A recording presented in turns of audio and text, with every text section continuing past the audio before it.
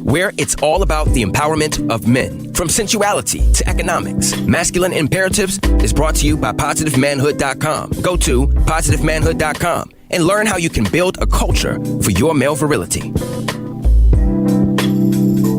Good morning, Grand Rising. We're living in the age that we refer to as the era of the feminine rising. And as men, we support this rise. We support women. However, during this era, we as men must intently adhere to masculine principles, masculine imperatives, and that is the constant improvement on our finances, our health, our families, giving constant attention to the improvement of our sexuality, giving back to community, leaving a legacy, and moving the people beyond dependency and into freedom.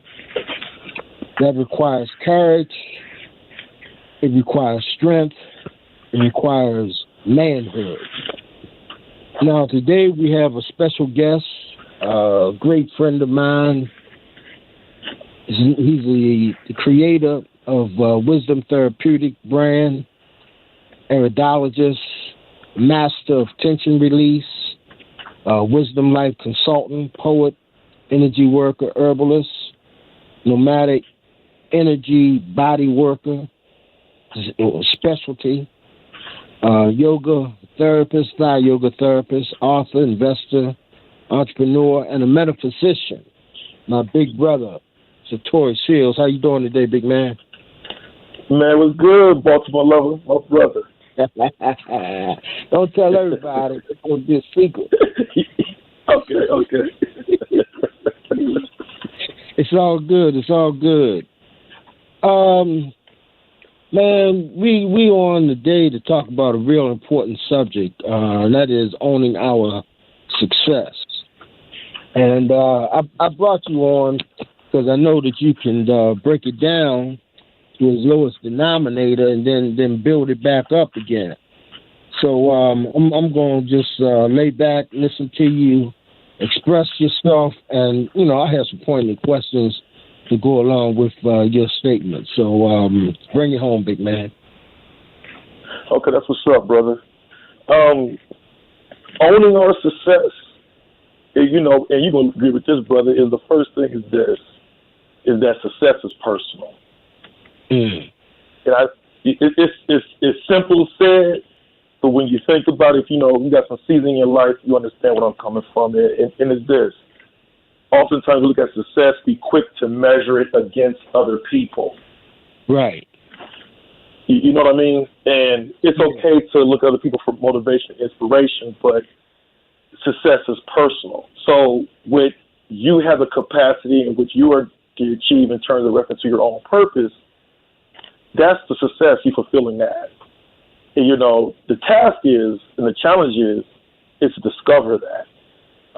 Because when you don't really tap into who you are or answer your why in life, it's hard for you to have higher values for yourself, which means you're probably going off of, the subpar values, things that are being dictated to you from, school, family, social norms, or exposure to what surrounds you. And so what happens is when you have that, if you don't have higher values, see yourself being higher than the values that might have been kind of just, projected at you, then you're going to you're going to be unfulfilled, one, because it's not really personal. When things are personal, we switch from motivation to determination. So I'm going to say that again, because a lot of people are trying to find motivation, and motivation is a symptom of a problem that you have active inside you. See, go ahead, I'm listening. And what I'm saying is motivation is externally stimulated, but determination is internally stimulated. Once you really know once it's personal, you have a determination, a self-determination. You got that moxie to begin to start trying to unlock the potential that's inside you to bring that forward. And when you got that, that kind of starts the tone, it sets the tone for the success. Go ahead, brother. No, I'm really thankful that you put the emphasis on the internal struggle first. Coming to a reality of knowing who we are personally and individually. I think that sets the tone for the whole discussion, because a lot of times we measure our success based on, keeping up with the Joneses and, do I have the big car? Do I have the big house? Do I have the fancy career? All those things. And the inner world struggles are left behind. And I think that particular approach puts the cart before the horse. So you're putting the horse in front of the cart, and I think that's so important. Yeah, brother, think about it. Because if not, then you just end up just chasing. I think we've been around life a little bit longer. See people that are chasing. I've been in corporate settings, right? People that quote unquote have the larger salary than me, but very unfulfilled, or people that's obtaining, we see it, people's obtaining, quote unquote, having these things. You're just chasing too much. There's nothing wrong with a pursuit, but it's something different. You have an intentional pursuit. And that intentional pursuit goes right back to the heart. Is, you know what I'm saying? And that's one thing I always try to share, with my kids is like, look, you have to tap into you. Even people that I coach, stuff like that, it's going to begin there. And be honest with you, man, a lot of people just really wrestle right there. I had one of the works I used to do, and I kind of get back to doing them again, but we're talking about developing your personal brand. And developing your personal brand is really about embracing yourself first. And I remember I was doing one with, it was like with several women was in it. We were going over that. And I started talking about embracing you and taking the assessments and stuff like that. And it was like a big pause.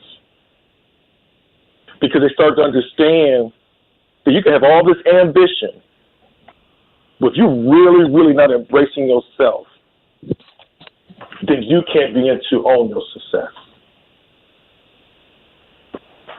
Yeah. And so, so that points to, like we're saying, that points to the internal piece. So what's the internal piece? What's the internal marker that we need? You got your value. Your values have to align with everything. A lot of times what people do in our lives, man, we section off things in life, and then we start putting on these different hats. And then what happens? You're split. So you got this split approach to life, which means it's lessening your chances to begin to achieve what you really desire to achieve. So what we have to do is change our mindset and revamp and look at what our core values are in reference to our determination that's connected to our purpose. And then you begin to fashion your life all around that as your core, as your center. Your decision-making follows that from your core and as your center. And as you begin to do that, you begin to create the life around you, and it's personal. And so then... That's important to acknowledge that everybody's core values is not going to be the same.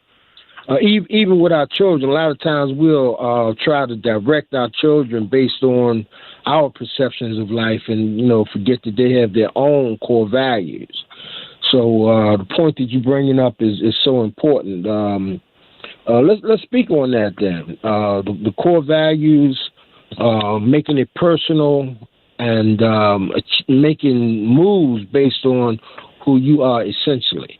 I'd like for you to break that down. Okay, so the personal value. So everybody that's listening, I like to dissect the values. I'm dissecting them 4 different compartments. One part is the image. The other one is belief. And the other one is what stimulates us, and the other part is our driving desires. Typically, when you look at it, if we look at those things, all those things are going to show our value in some kind of way. And what that is, because our values is what matters most to us. It goes to being a personal again. You know, so what's that picture? And I say that the image, a lot of people don't think about this, you know, and this is fundamental behind the whole thing that I see with people on the coaching side or life consulting side, is not your image you want to show to people. What is your self-image? How do you see yourself showing up in life? Or how do you really see yourself showing up, you know, in your relationships, you know, in your parenting, in your domestic set, you know, just all across the board? What is that picture? Because whatever that picture is what you're going to work very, very hard to do to fashion in your life, whether it's unconscious or it's conscious. So a lot of times we have to really dial to right there and figure out, you know, people say, well, I want to achieve this. Was it really matching your internal picture? It's a real question we have to ask ourselves. You see what I'm saying?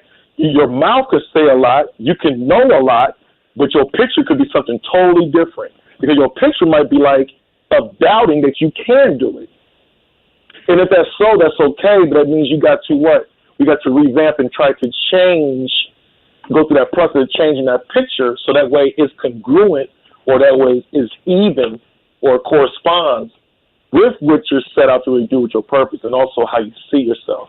And then that also spills over into the belief, because our belief part, whether we realize or not, is sometimes we forget to test our beliefs.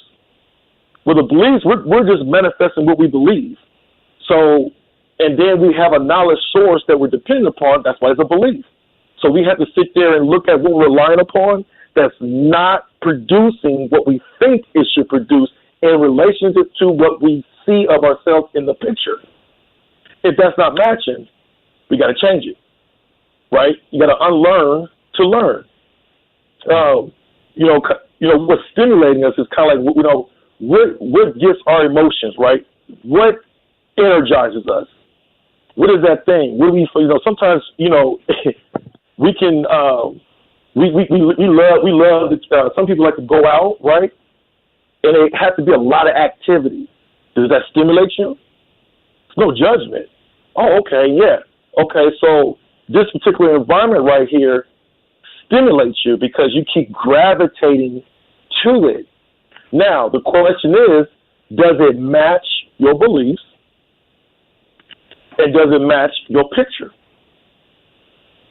So if these activities over here is conflicting, then you might want to really look at what your real value is, because it's not matching there. There's a conflict, there's a contradiction, there's a discrepancy there.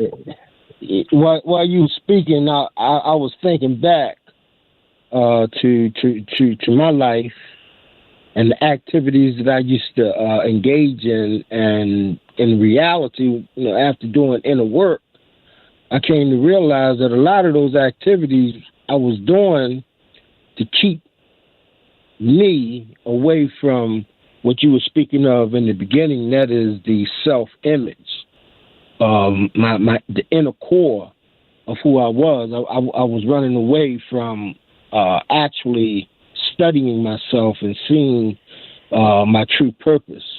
So a lot of times that's exactly what we do. You know, we start engaging in a lot of activities, and the activities are, you know, instead of being driving us towards the achievement of our true purpose, they become activities that drive us away from our core. Man, and that's real. You know, it's funny as you say that, man. I have a thing that I call the mirror of avoidance. And one of the things that I look at in the mirror of avoidance is distractions. And then excess. You think about it, brother, you know, when we look at a lot of people that's not really, have you ever, you know, you see people that have all this potential, and you're like, damn. I'm sorry, I'm on radio. Sorry about that. No, that's too comfortable. Yeah. Okay. You know,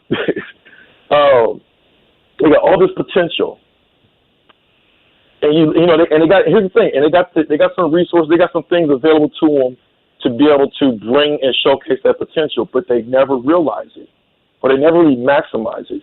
And you ask the question like, why? And then you look at it, you're like, okay, you start digging into the value part, you start seeing some things that are conflicting. A lot of times, and then, like you was talking about that, the avoidance piece.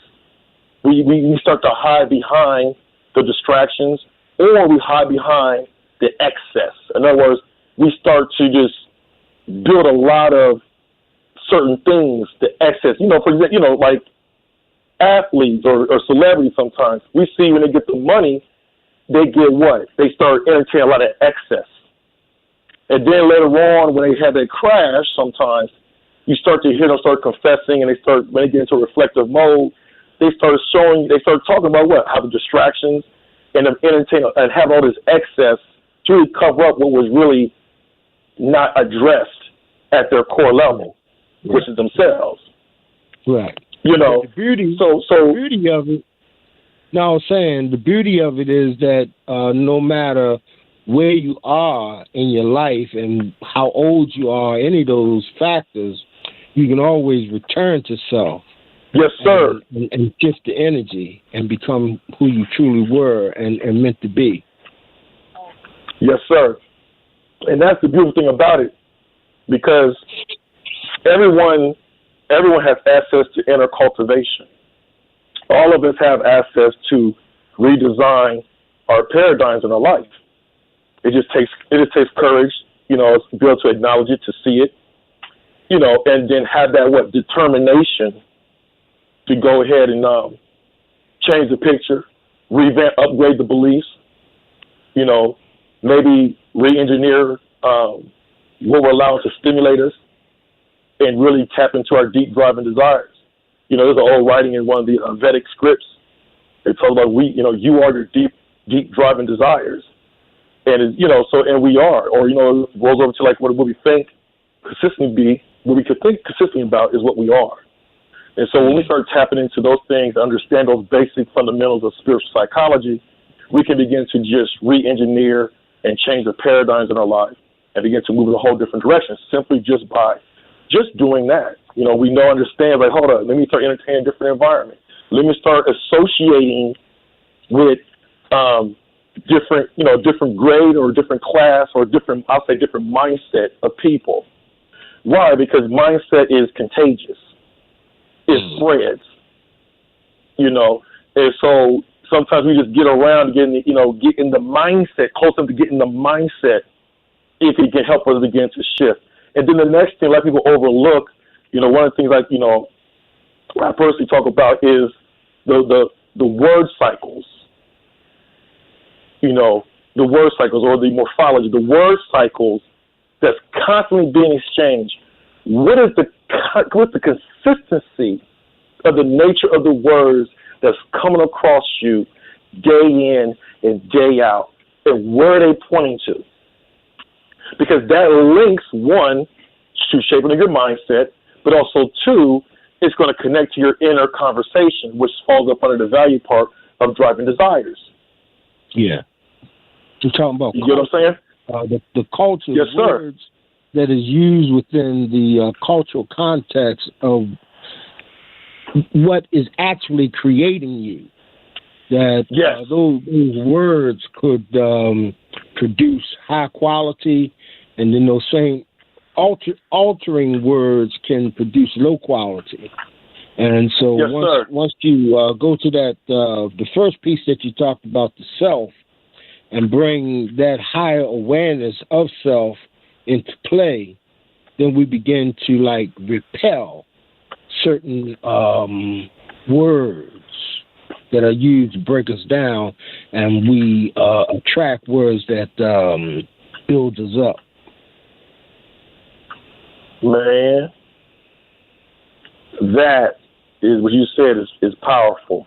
And it's amazing how a lot of people don't really pay attention to that. You know what I mean? Because it is a major factor. If you want to bring about any change, I know you got a nice, people listening, and I hope they catch this. If you're trying to bring about any change in your life, we know the image drives it all, like I said. But the two key things that you can just try to focus in on and align with, and it'll help change the image, is change the environment and then change the word cycles. You know what I'm saying? The culture of words that's constantly coming at you. Constantly coming at you. Because everything really comes from a word. And we just begin to construct and begin to engineer our lives around it. Say that again. Everything does what? Everything technically starts from a word. Yes. Everything. We might not see it. We might not have traced it deep enough, but it is there. And the word can be traced. And you'll find out the consistent words you've been entertaining. I always call it the word diet. When I some people I used to kind of mentor, people of course say, "What's your word diet?" And they're like, "What do you mean?" I said, "Well, what words are you consuming? What words are you consuming?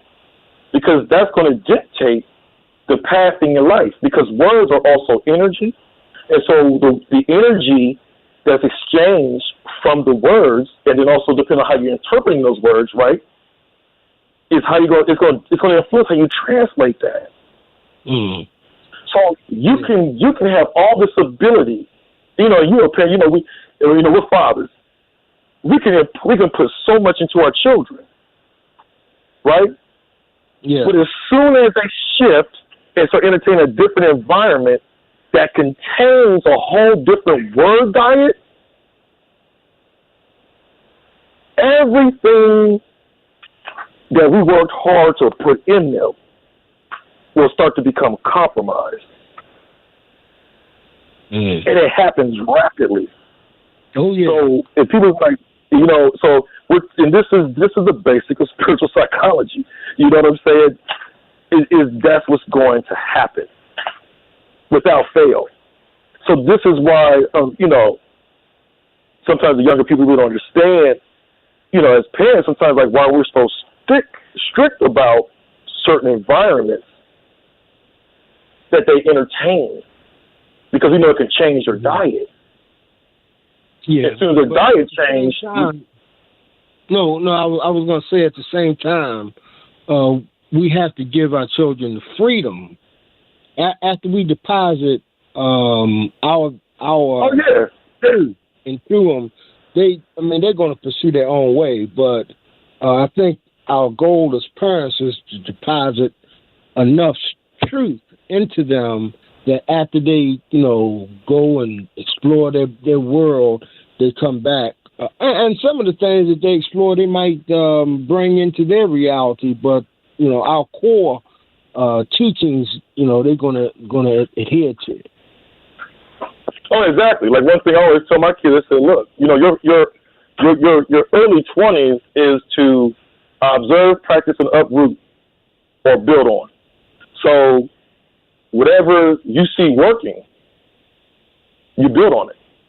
What you don't see really working for you, you uproot it. But the art in it, the true thing, if parents, if we're exchanging the proper words, we're really trying to help build them up so they can be independent, and ideally for them to be sufficient and being able to be determined and set up what they're trying to do. So the consistency of words through the whole cycle of their developmental years is important, because at the end of the day, that's because they frame a reference. Right. So it's not really about controlling, but at the end of the day is we have our early leg on what we're allowed to come in. That's why really, as parents, we're really protecting. We serve as vanguards of what's the words consistently coming into them, because that will shape their reality. So they're like they were saying, like by the words, the level of words you're exposed to,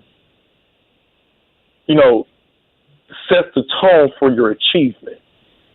and they were talking about affirmative words in different classes, and for example, they were saying, like, I call it third class thinking. That's people that's not really trying to be motivated to do anything, right? For every one positive word, they begin to hear like two contrary words to bring in the doubt. For people that's quote unquote like middle class, they said it was like for every two affirmations they had, there was one counteracting or doubtful word coming against it. Mm-hmm. And then it was saying, of course, the more upper class. And I'm saying that not just in the frame of the money, but I'm talking about mindset. Right. And they were saying for like reason why they are more, not because they're more special or whatever, a lot trace back to the word. For every 5 affirming words that they have, they're only getting one negative or one rebuttal word in comparison to that. So they got 5 to 1. You see what I mean? Yeah. So that's giving them. That means a lot. Yeah. So there's only a 20% chance in the hindering word compared to the third class thinking where it's a 50% chance. So we look at it on the scale when they go and become adults. We can pinpoint ideally, well, who's really have more of that higher likelihood, right, to really move forward, not based upon, how many cars you have and all that stuff, but just really you walking in your true success. Who's really going to own their success and be locked in to really manifest? Because here's the thing, man. They say, like, by the time you go to the grave, about 85% of people don't even fulfill what their childhood dreams were or what they really set up to do in their life in their early life. And so that's what they say. Our childhood dreams evolve. I wanted to be like Willie Mays when I was coming up. You know what I'm saying? And that was an aspiration. That was the outside stimulus. Yeah, the outside stimulant. Yeah, and it's cool because it helps inspire us. Yeah, it's a stimulant, and it was inspiring some type of image. So it showed that somewhere in your picture of yourself, you saw a reflection in Willie Mays. And you're like, you know what? This man was able to, be successful in sports.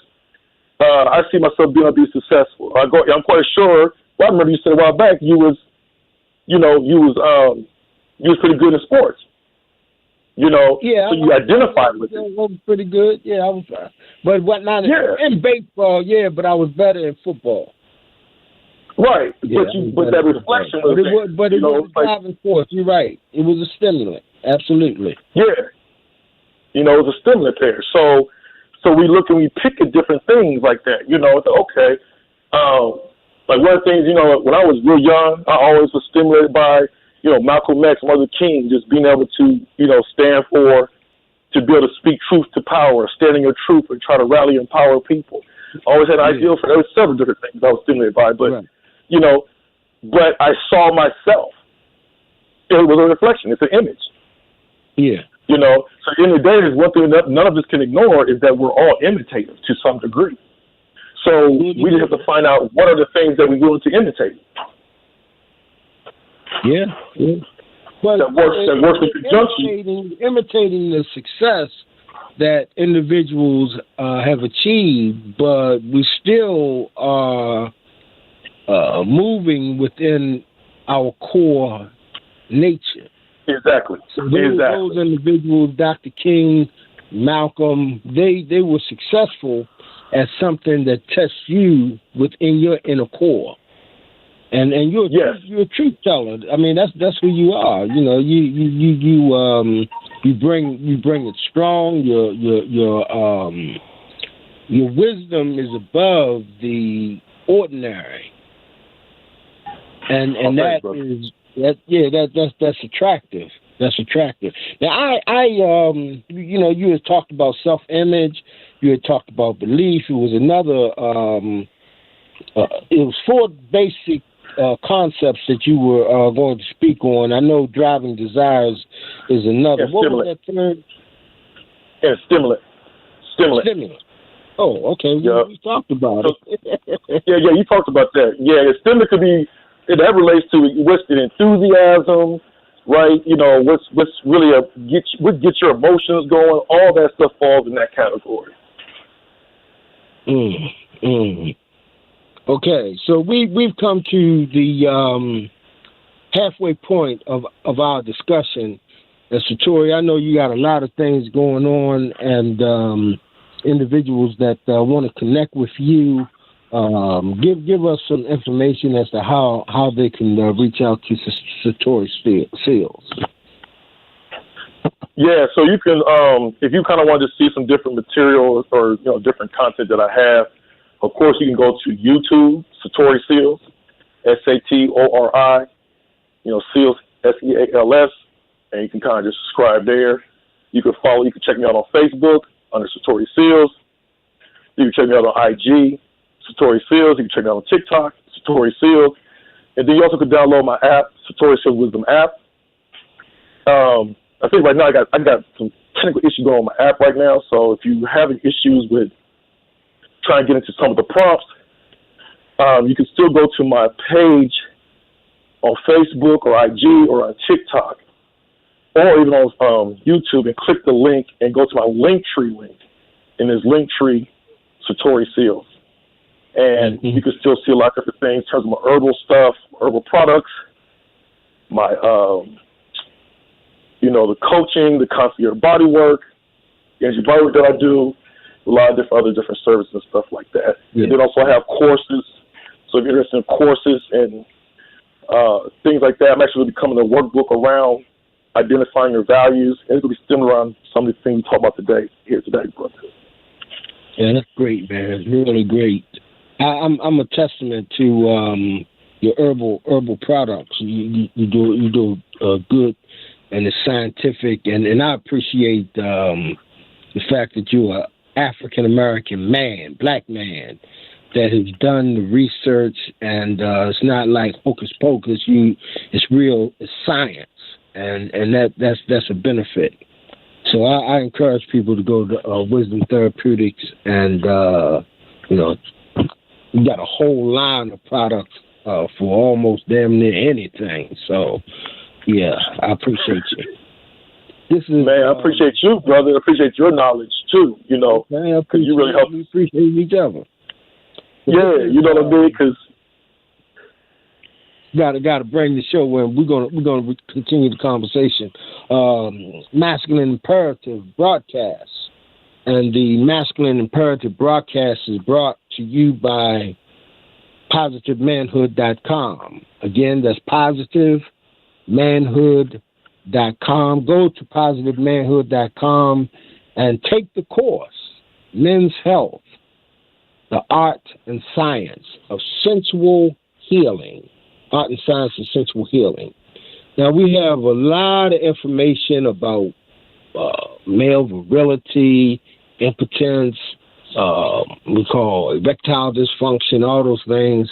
And a lot of those situations mainly deal with the penis itself, putting blood flow to the penis, everything, testosterone to the penis. But they neglect the reality of what is actually causing the dysfunction, and that is our health.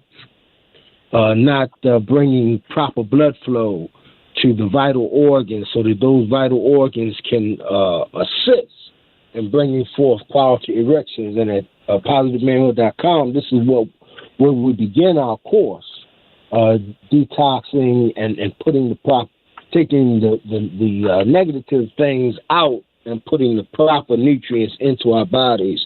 That's going to increase semen count. It's going to increase testosterone. Going to increase the vital nutrients that needs to go to all of our organs so that we can be the best that we can be.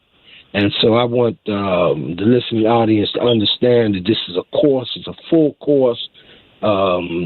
it not only deals with the health, but it also deals with different activities to increase size and width, sex strokes, how to build a core for the bridge so that you can be strong.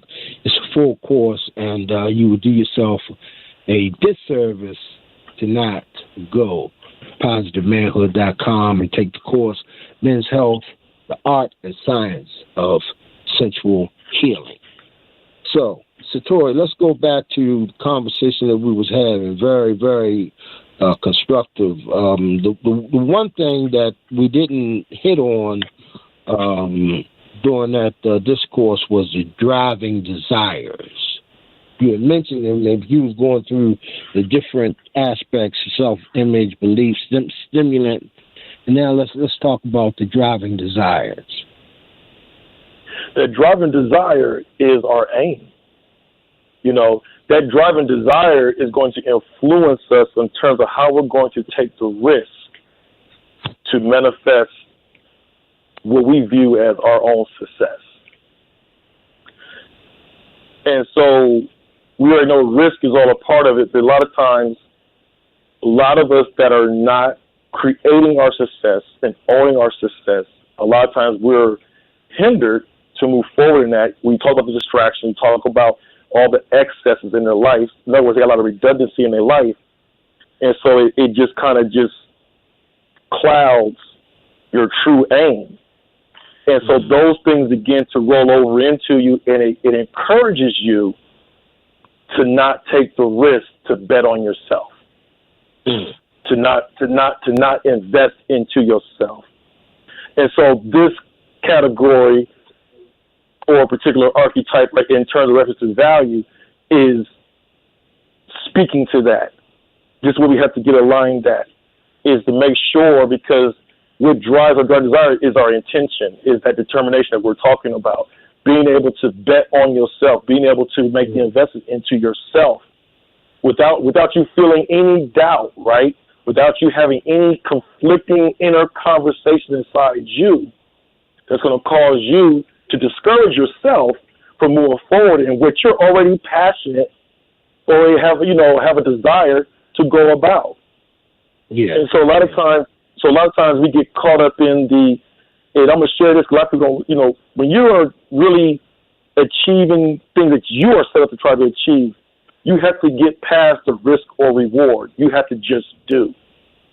Mm-hmm. The reason I say that is because people, if you're caught up in the reward, you're already going to be deterred, because if the reward is not appearing, then more likely you're going to lose that determination.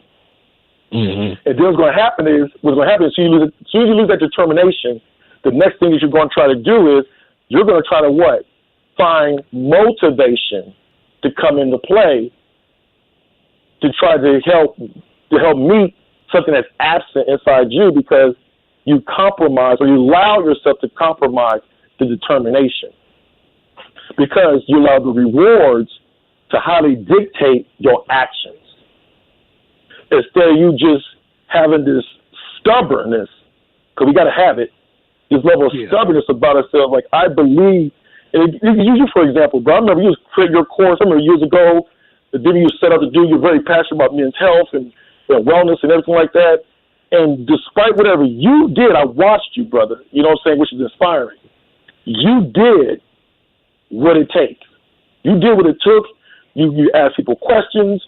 You drew, you imitated certain things you probably saw, but you put it all together. Whether, you didn't oh man, I don't know how to work this program, this platform. Okay, let me go ask somebody. That's all determination. Yeah. That's all that the driving desire. If anyone knows you personally, if they see you, it's like, oh man, this is a high driven, desirous man. And what we're saying is this man has a high determinant. This man has a determination about him. And I'm quite sure your testimony, your testimony in itself speaks of itself. Like, okay. Mm-hmm. So this man, I appreciate that. Yeah. I appreciate that. Yeah. But Satori, you know, one of the issues I think, this is just my thought, that really hinders the driving desire is the thought that success is the opposite of failure, and we don't realize that what we perceive as failure are in fact minor successes. Because what you were saying about me, we, you know, at least maybe I didn't know, but I did, and as a result of doing it, I learned something. And, you know, I did something else, and, you know, I learned something else and learned, you know, these small successes. It's like, and I'll use the analogy of sex. You know, we want the big orgasm. But there are minor orgasms throughout the whole experiences or the whole experience that we ignore. And we want that big thing, but if we pay attention to the small orgasms, the bigger orgasm is easier to attain. And I think that we allow our concept of failure to deter us from the success. But if we realize that these things are not actually failures, they're, you know, like building knowledge and learning blocks so that we can come into the bigger success. Yes, that's nice you put that, because that's it, right? You know, one of the virtues that we got to have is resilience. You know what I mean? What's your bounce back? What's that bounce back? I mean, I know one time a couple years back with my son, and he just life, this early young man, just like, man, these different things come. I said, I need to know.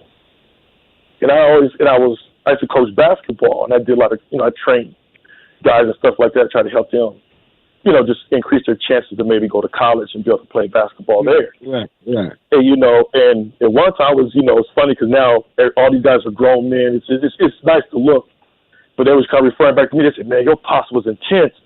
It's like, man, we was almost scared, but a lot of them now can draw. A lot of these guys are teaching and sharing everything, the lessons to everyone else, because I always make sure I put lessons in there. And so one of the lessons was, and I always remind my sons, remember when y'all get out of focus in the game, and we'll call a timeout, and then we'll look at you, and they start coming to the bench, and they be like, we got it. Y'all know what y'all did wrong? Yeah, we got it. I said, that's how you got to be in life. You have to understand how to troubleshoot. You got a pulse on what's going on in your life. You know what's happening, what's not happening. You're so in tune with the laws and principles of life. Things are going to happen. No one can escape any difficulties. But can you exercise immunity against the difficulty? Can you exercise resilience while you're going through the storm? Can you get low when the tornado comes? Can you get into the hole? Because the tornado going to be there all day. It's going to blow over. Then after it blows over, can you rise back up? That's all I want to see. Yeah. And that's where, and that's what you're talking about. You know what I'm saying? That's where we have to have. So there's like those little pitfalls in life. If you stay on the course, you stay diligent long enough, and you know your purpose, you start to see the interconnection in it all. It's true. I mean, I could look at the span of my life, different stuff. I'm like, well, dang. That 20 years ago led to this right here today. Right. Okay. Right. I get it. So now the hindsight kicks in, and that's what's important for us to kind of share with other men like we're doing right now and other young men to, understand is like, we kind of went through some of the tests, right? We have endurance. Well, the endurance didn't come because all the pluses. Like you said, the endurance came because of the minuses. Right. You know what I'm saying? Learn. Sit back and learn from those experiences. But one thing that you just said and it may have slipped a lot of individuals who was listening, but it didn't slip my mind, was that the lessons that you was giving to your son were also lessons that you was giving to his peers, because they saw you at his peers saw you as a father that was engaged. And a lot of our young men, I say sadly to say, they're not having that experience with older men to guide them and to give them that direction that they're needing. I remember when my son, used to go to football practice. I think I maybe had about 3 or 4 of his buddies who was on the team with him, and they didn't have the father guidance. But I had this one lady friend of mine. She used after that practice, take them over and have dinner. They eat dinner, and she was happy to serve them. And it was an experience, wholesome family experience that many of them didn't have. So I think the encouragement for us at this point is, try to encourage guys who are, have overcome certain obstacles in life, and they're working and viewed as a success, whatever definition of it that you want to give, because it's all personal. But to understand that if you're raising your child, your daughter, your son, that there are other children who are also needing that strong male support. 100% agree, brother. Yeah. It's a community responsibility. Yeah. Community responsibility. And it just so happened that you were blessed to be one to obtain it. And as a result, it's imperative. It's imperative. It's actually an imperative for us to be a guidance for the young. Whether we take on that responsibility for their individual wisdom, or they just get it as viewing how we operate. Because young people, they're good observers. They see it, and we have to be on point about that. That's that image. See, that's that part speaking to the image. Yeah. And we're going to imitate the image. So we got to make it. So it's important for how we were younger, man. We saw the cool cats. I just want the negative way, like, oh yeah, that's how I'm trying to move. I remember, back in the day, of course, you got more time. I remember it was, hey, you gotta get your mouthpiece together. You gotta know how to speak. Yeah. So you would listen to different people, to try to see how they spoke, how they conveyed who they are, how they move through people, and how they talk to women, how they talk to their colleagues, and how they navigate through tapping into that masculine archetype of being able to negotiate yourself through life. Yeah.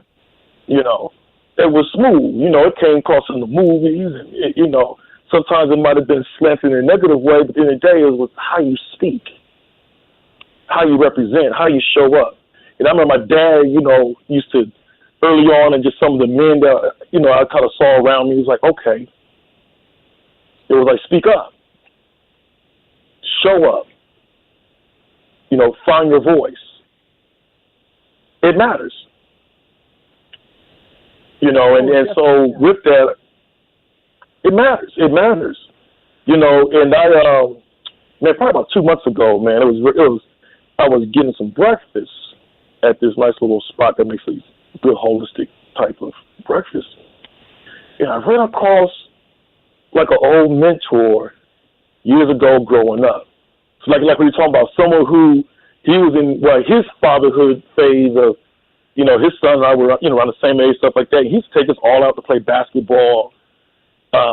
We'd sit around his house after school, just parlaying, and he would just drop different, you know,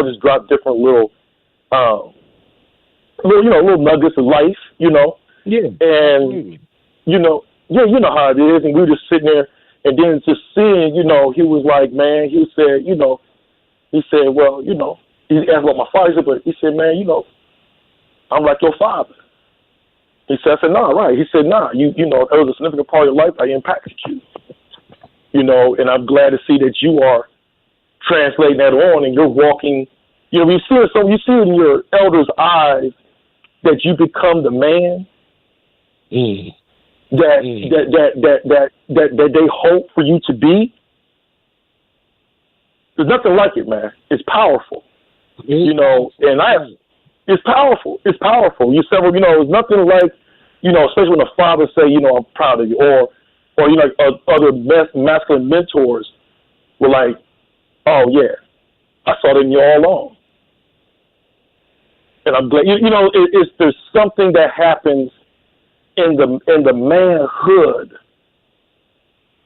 and what it does is strengthens inside, you know, and you know, I was talking to the man that, you know, that saw me. He was like, so if you look back on life, so what can you say?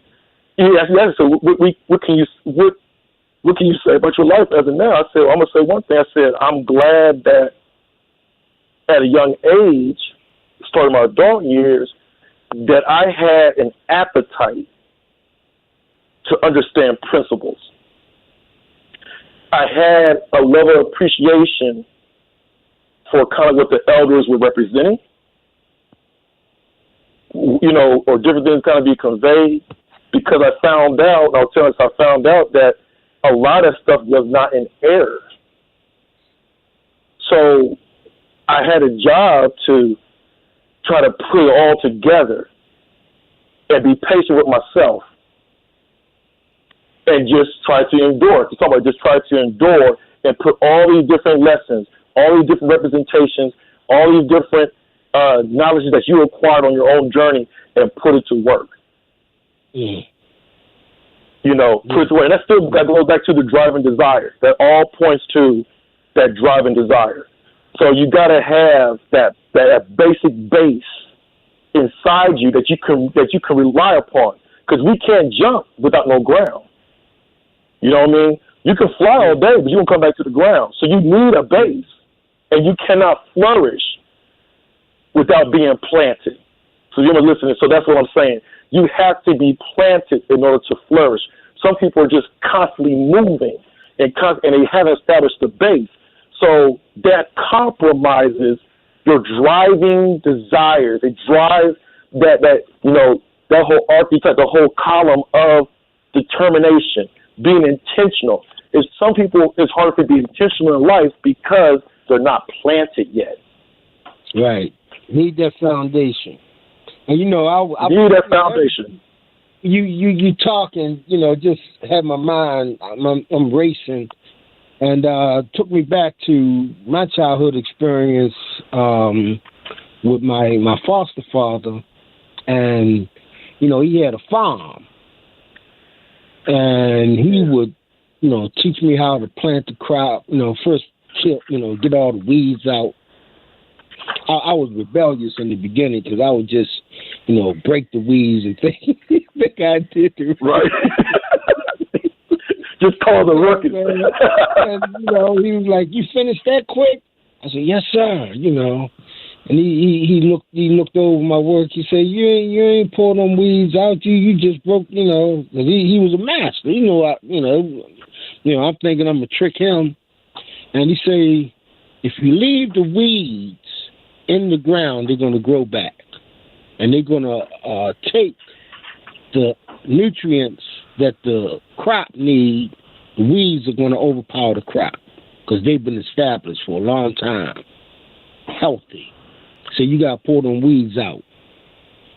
So I had to go. It was more difficult now because I broke. So I had to dig the weeds, you know, and pull them out. And he had a whole lot of lessons that I was more on the rebellious side of, and I saw the movie J.D. Revenge, and J.D. was a gangster. And instead of me wanting to be a farmer, I wanted to be a gangster. You know what I'm saying?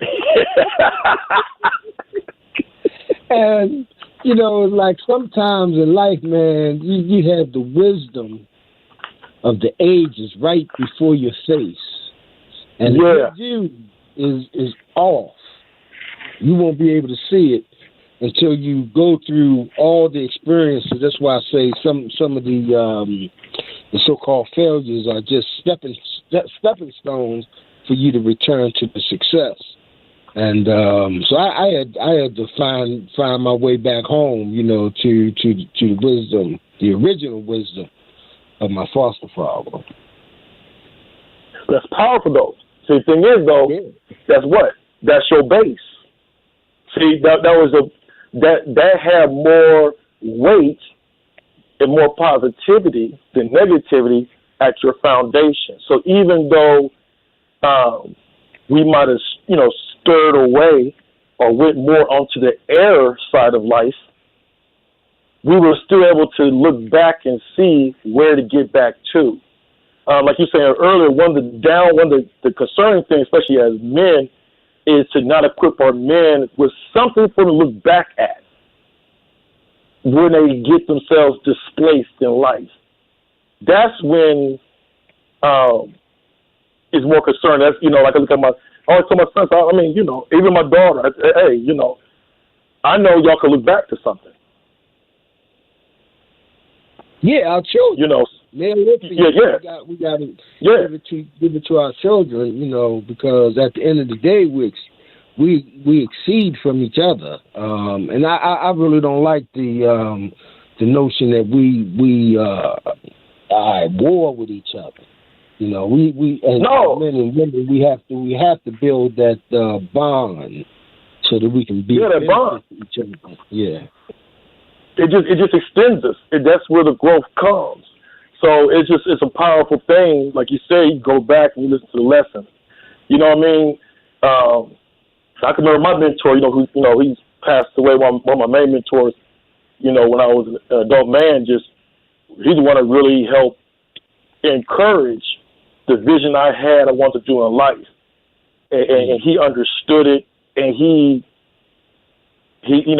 fed it, he challenged it, and was willing to kind of try to help me cultivate myself so that way I can do it, you know, and I don't take it lightly, and I try to represent him. So he's one of the inspirations behind the whole wisdom therapeutic herbal line.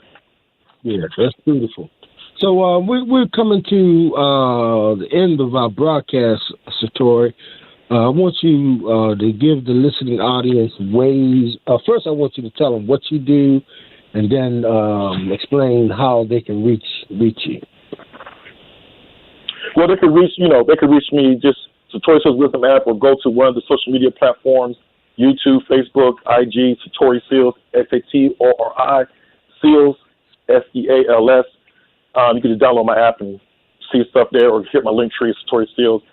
I am basically like a life consultant, a wisdom coach, an energy body worker, and I'm a brand creator of the Wisdom Therapeutic Herbal Therapy line. That's all about this, a whole spiritual wellness system to improve you and help sustain you. You are listening to Masculine Imperative. Beautiful. And you have been listening to the Masculine Imperative broadcast. It's brought to you by PositiveManhood.com. Go to PositiveManhood.com and learn the art and science of sexual or sensual healing. That's the name of the course. The Men's Health, the Art and Science of Sensual Healing. And this is just a beautiful life. Don't think that you got to look like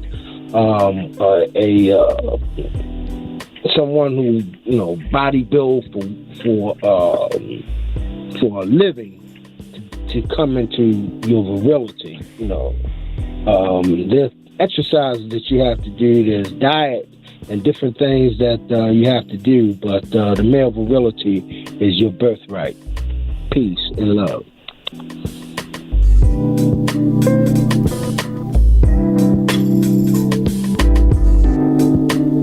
You are listening to Masculine Imperatives, where it's all about the empowerment of men. From sensuality to economics, Masculine Imperatives is brought to you by PositiveManhood.com. Go to PositiveManhood.com and learn how you can build a culture for your male virility.